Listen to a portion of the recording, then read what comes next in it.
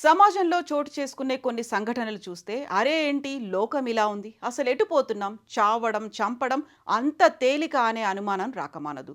కోపంలో విచక్షణ కోల్పోయి చిన్న చిన్న కారణాలకే ప్రాణాలు తీసేవారు కొందరైతే, మనోధైర్యం లేక చిన్న సమస్యలనే పెనుభూతాలుగా భావించి ప్రాణాలు తీసుకుంటున్నారు మరికొందరు.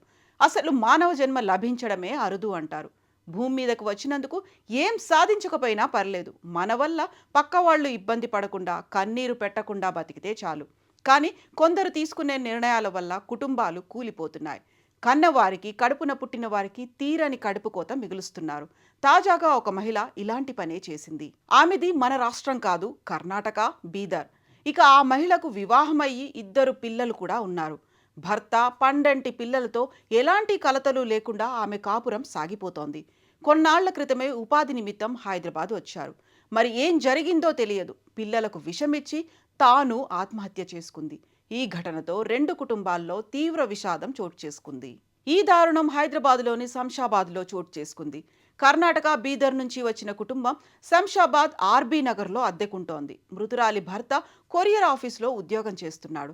ఇన్నాళ్ళు బాగానే ఉన్నారు. మరి దంపతుల మధ్య ఏం జరిగిందో తెలియదు, దేనికోసం గొడవ పడ్డారో కానీ భర్త ఇంట్లో లేని సమయం చూసి భార్య దారుణానికి ఒడిగట్టింది. ఇద్దరు పిల్లలకు విషమిచ్చి ఆమె ఫ్యానుకు ఉరివేసుకొని చనిపోయింది.